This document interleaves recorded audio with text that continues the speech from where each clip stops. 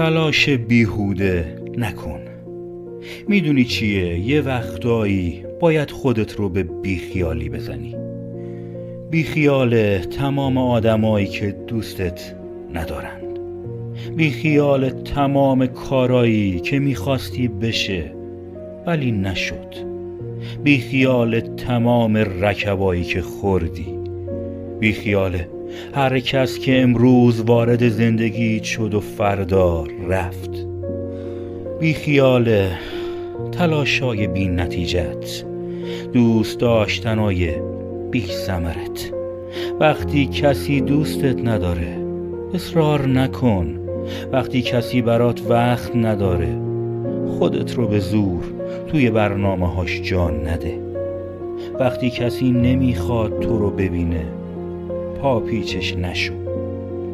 جان کلام رو نزار قبانی گفته: هر کس به اندازه‌ای که دوستت دارد تو را می‌بیند.